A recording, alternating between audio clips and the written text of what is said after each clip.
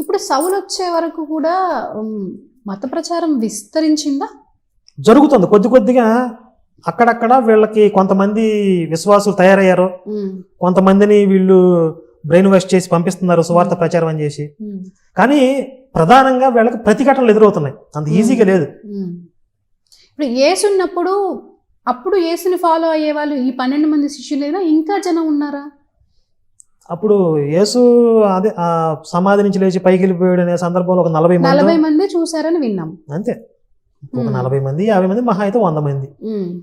యేసు success అవలా. యేసు శిష్యులు గనక ఈ పేతురు దర్శనం నాటకం ఆడి ఇలాంటి కల్పితాలు సృష్టించుకుని ప్రచారం చేయకపోతే అసలు క్రైస్తవ మతమే లేదు. తర్వాత ఏమైంది, అతడు ప్రయాణము చేయొచ్చు దమస్కు దగ్గరకు వచ్చినప్పుడు అకస్మాత్తుగా ఆకాశము నుండి ఒక వెలుగు అతని చుట్టూ ప్రకాశించెను. భింగ్ మన పెద్ద వెలుతురు వచ్చేసింది. అప్పుడు అతడు నేల మీద పడి, సౌలా సౌలా నీవేళ నన్ను హింసించుచున్నావని తనతో ఒక స్వరము పలుకుట వినెను. ఆకాశవాణి అని చెప్పి ఒక ఆకాశవాణి వచ్చిందనమాట. సౌలా సౌలా ఎందుకురా నన్ను ఏదిస్తున్నావు, నన్ను ఎందుకురా కాల్చు తింటున్నావు అని. అప్పుడు సౌలు ఏమంటున్నాడు, ప్రభువా నీవెవడవని అతడు అడుగగా ఆయన, నేను నీవు హింసించుచున్న యేసును. మా యేసయ్య వచ్చాడు వెలుగు రూపంలో. మా యేసయ్య వచ్చి సౌలా సౌలా ఎందుకు నన్ను ఏదిస్తున్నావు అని అడిగాడు. లేచి పట్టణములోనికి వెళ్ళుము, అక్కడ నీవు ఏమి చేయవలనో అది నీకు తెలుపబడునని చెప్పాను. అతనితో ప్రయాణము చేసిన మనుష్యులు ఆ స్వరము వినిరి గాని ఎవరిని చూడక మౌనులై నిలవబడిరి. ఆ సౌలుతో పాటు కొంతమంది ఉన్నారు, వాళ్ళందరికీ కూడా ఆ స్వరం వినపడింది, యేసు స్వరం వినపడింది. స్వరము వినిరి గాని ఎవరిని చూడక మౌనులై నిలవబడిరి. ఏం కనపడలా వాళ్ళకి. సౌలు నేల మీద నుండి లేచి కన్నులు తెరిచినను ఏమీయూ చూడలేకపోయాను గనుక వారతని చెయ్యి పట్టుకుని దమస్కులోనికి నడిపించిరి. అతడు 3 దినములు చూపులేక అన్నపానములేమియూ పుచ్చుకొనకుండెనో. అదేంటండి, నిజంగానే యేసు వచ్చి ఆయన కళ్ళు పోగొట్టాడా, లేదంటే ఆ వెలుగు కళ్ళు పోయినాయి అంటే యేసు అక్కడ నిజంగానే ఉన్నట్లుగానే ఉంది కదా? ఉన్నాడు, వెళ్ళి బాప్తిసం తీసుకోండి మీరు కూడా. మరి అలా కదా, అలా రాశారు కదా. రాస్తే అవును, ఎలా రాస్తారు? లేనిది ఎలా రాస్తారు, ఇది కదా మీ ప్రశ్న. లేనిది రాశారు అని చెప్పి రుజువు చేయను ఇప్పటికిప్పుడే. అంటే ఇప్పటికి చాలాసార్లు రుజువు చేసుకుంటూ వచ్చాం. సరే అవన్నీ గతం గత. ఈ వాక్యంలో రుజువు చేయగలుగుతారా? 100%. అసలు బైబిల్లో పెద్ద అబద్ధాలు కోరు ఎవరయ్యా అంటే పౌలే. అవునా? ఇప్పుడు ఒక వెలుగు వచ్చింది, ఆయన మీద పడింది, ఒక వాక్యం వినిపించింది ఆయనకి, ఆయన కళ్ళు పోయాయి, ఆయన 3 రోజులు కళ్ళు లేకుండా ఉన్నాడు, అన్నపానాలు లేకుండా ఉన్నాడు అంటే ఒక మహిమ జరిగిందని అర్థం అక్కడ. ఇప్పుడు మీరేమంటున్నారు? ఇది అబద్ధం అని చెప్తున్నారు. అబద్ధం. సరే, రుజువు చేయండి. చేయనా? సరే, ఇక్కడ మీరు జాగ్రత్తగా ఒక పాయింట్ గుర్తుపెట్టుకోండి. ఇప్పుడు వీళ్ళందరూ ప్రయాణం చేస్తుంటే ఒక వెలుగు వచ్చి వీళ్ళని కమ్ముకుంది. వీళ్ళు ఆ వెలుగు చూడలేక సౌలు కింద పడిపోయాడు. ఒక స్వరం వచ్చి వీళ్ళతో మాట్లాడింది. ఎవరు ప్రభువా నీవు అంటే, నీవు హింసిస్తున్నటువంటి యేసుని అన్నాడు. మిగిలిన వాళ్ళు కూడా ఆ స్వరం విన్నారు, కానీ వాళ్ళకేం కనపడలా, మౌనంగా ఉన్నారు. ఇది కదా మ్యాటర్. ఇప్పుడు ఇదే అపోస్తుల కార్యాల్లో 22వ అధ్యాయంలో 6వ వచనం నుంచి చదువుతున్నా. మళ్ళీ ఇక్కడ ఇదే ఇన్సిడెంట్ ని పౌలు ఇంకొకరికి వివరిస్తున్నాడు, అంటే ఏం జరిగింది అనేది. అక్కడ ఏం చెప్తున్నాడంటే, నేను ప్రయాణము చేయించు దమస్కునకు సమీపించినప్పుడు మధ్యాహ్న కాలమందు ఆకాశము నుండి గొప్ప వెలుగు అకస్మాత్తుగా నా చుట్టూ ప్రకాశించెను. సేమ్ ఉంది కదా. నేను నేల మీద పడి, సౌలా సౌలా నీవెందుకు నన్ను హింసించుచున్నావని నాతో ఒక స్వరము పలుకుట వింటిని. సేమ్ ఉంది కదా. అందుకు నేను, ప్రభువా నీవెవడవని అడిగినప్పుడు ఆయన, నేను నీవు హింసించుచున్న నజరేయుడకు యేసుని అని నాతో చెప్పాను. పోనీ ఇక్కడ నజరేయుడు అనే పదం యాడ్ చేసి అడిషనల్ గా, అదే పెద్ద ఇబ్బంది అనుకుందాం. నాతో కూడా నున్నవారు ఆ వెలుగును చూచిరి గాని నాతో మాట్లాడిన వాని స్వరము వారు వినలేదు. ముందు విన్నారని ఉంది కదా. మరి అదే బైబిల్, అదే మ్యాజిక్. అంటే బ్రహ్మానందం అంటాడు కదా, హిందువులలో రీవడదంటే ఉందా లేదా అన్నట్టుగా అలా స్పృశించి వెళ్ళిపోవాలి, అదే మ్యాజిక్ అంటాడు కదా. 9వ అధ్యాయంలోనే చుట్టూ ఉన్న వాళ్ళు ఆ స్వరం విన్నారని రాశాడా? అక్కడ ఏం జరిగింది అన్నది వాళ్ళు ఓన్లీ చూడలేదు తప్ప విన్నారని రాశాడా? ఆ వెలుగును చూశారు ముందు. ఇక్కడ ఏమంటున్నాడు, నాతో కూడా ఉన్నవారు ఆ వెలుగును చూచిరి గాని నాతో మాట్లాడిన వాని స్వరము వారు వినలేదు. వాళ్ళు చూశారు, వెలుగును చూశారు కానీ మాట వినలేదు. ఇప్పుడు 26వ అధ్యాయంలోకి వెళ్దాం. వెలుగును కూడా చూడలేదు అని ఉంటుందా? సొంతం ఇదే అపోస్తల కార్యాల్లో 26వ అధ్యాయం 13వ వచనం. ఇక్కడ ఒక రాజుతో చెప్తున్నాడు, మళ్ళీ నువ్వెందుకు ఇట్లా మత మార్పిడి ఎలా అయ్యావు అని చెప్పి ఇతను వీళ్ళు ప్రచారం చేస్తున్నప్పుడల్లా వాళ్ళు అడుగుతారు కదా, సాక్ష్యం చెప్తారు. ఇప్పుడు టెస్ట్ మోనీ అంటారు కదా. ఇప్పుడు మొన్న షాలిం రాజు అనేవాడు కూడా, నేను కూడా మొదట్లో యేసుకి పెద్ద వ్యతిరేకిని, నేను కూడా తెలుసుకుని మారానని చెప్పి కహానీలు చెప్తా ఉంటాడు. అందరూ చెప్తారు అట్లాగే. అలాగే ఈ ధోరణి అంతా కూడా ఇక్కడ పౌలు దగ్గర నుంచి మొదలైంది అనమాట.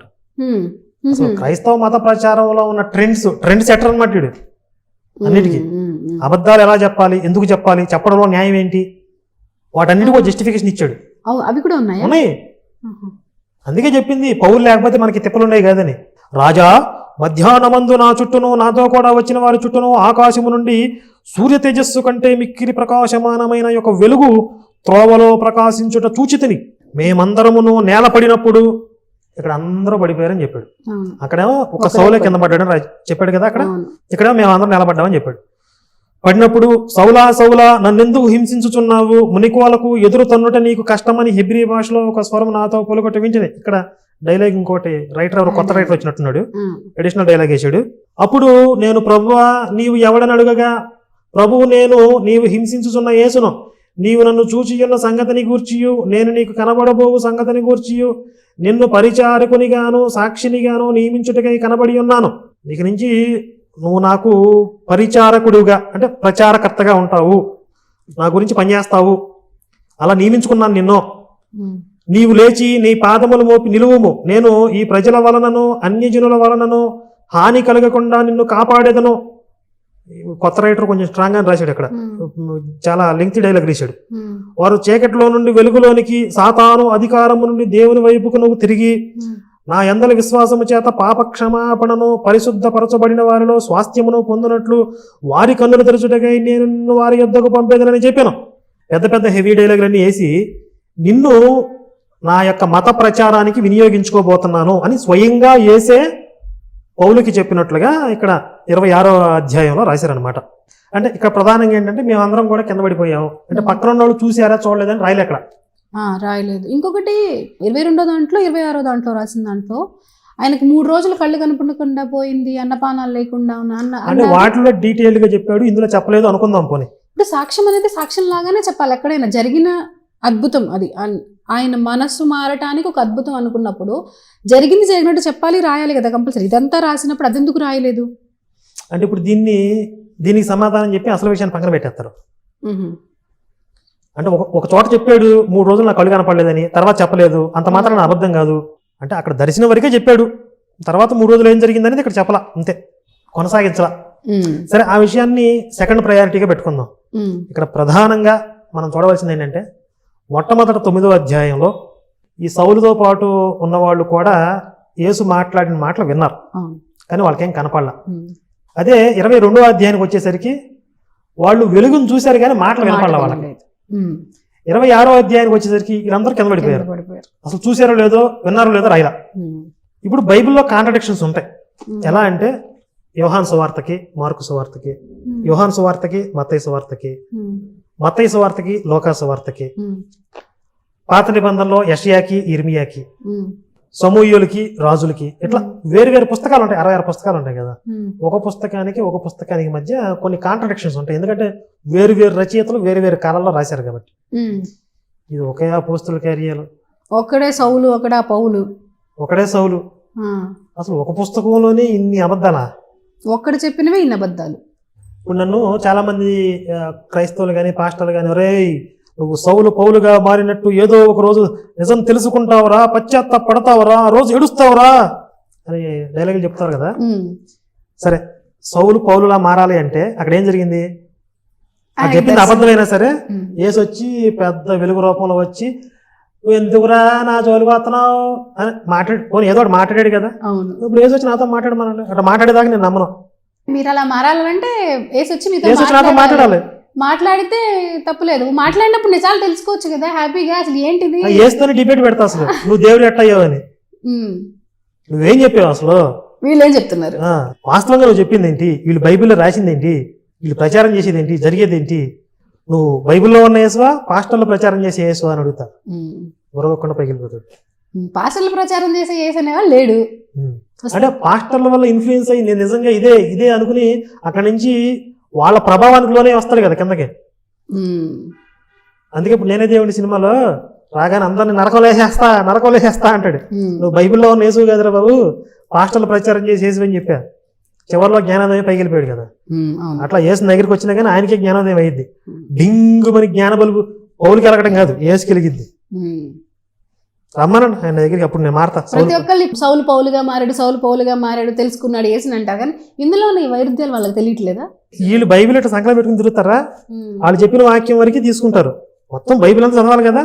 వాళ్ళు చెప్తారు కదా పాస్టర్లు బైబిల్లో అపోస్తల కార్యాలు 16వ అధ్యాయం 9వ వచనం, ఆ 16వ అధ్యాయం 9వ వచనం చదువుతారు. దాని ముందు వెనక చదవరు, దాన్నే ధ్యానం చేసుకుంటూ మరణం చేసుకుంటూ ఓ ప్రభా ఎప్పుడు వస్తావు ప్రభా, ఈ వాక్యమే ముందు వెనక చదువు సావచ్చుగా, మొత్తం చదవచ్చుగా బైబిల్ అంతా.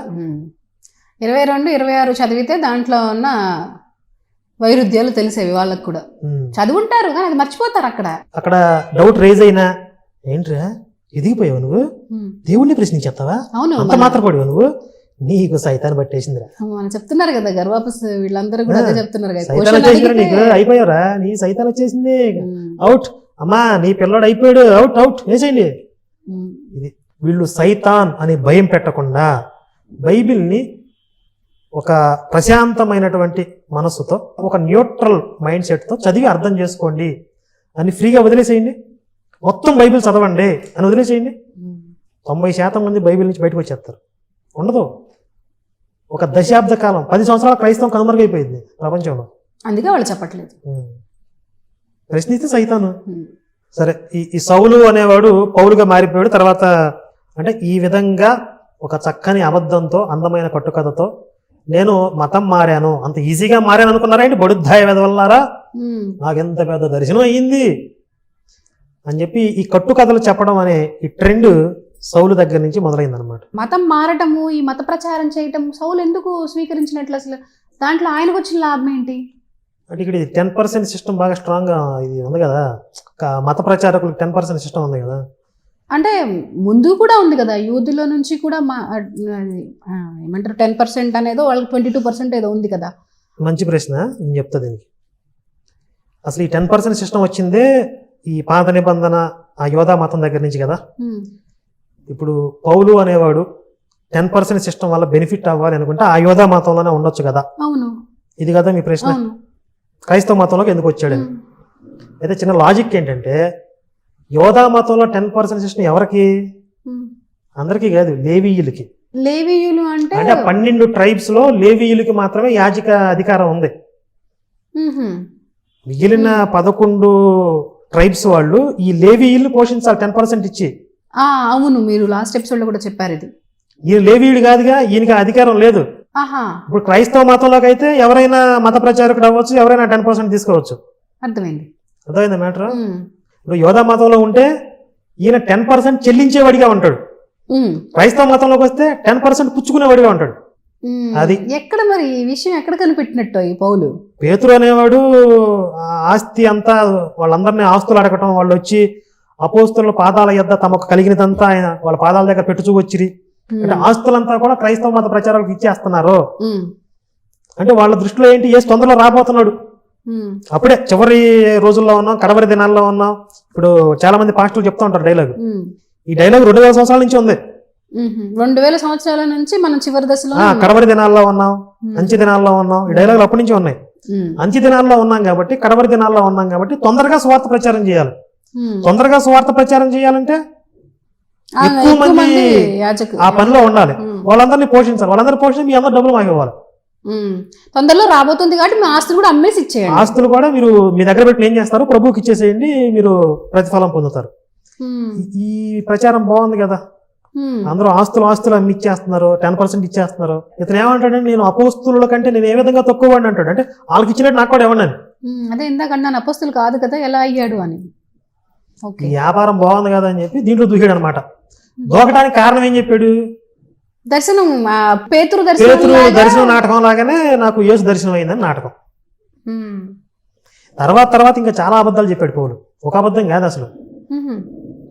పౌలు జీవితం ఒక అబద్ధాల మయం, అబద్ధాల పుట్ట. ఇప్పుడు పౌలు గురించి మనం తెలుసుకుంటే దాదాపుగా ఈ క్రిస్టియానిటీ మత ప్రచారం ఎలా జరిగింది, ఎలా విస్తరించింది, ఇందులో ఉన్న అబద్ధాలు ఏంటి కూడా తెలిసిపోతాయి.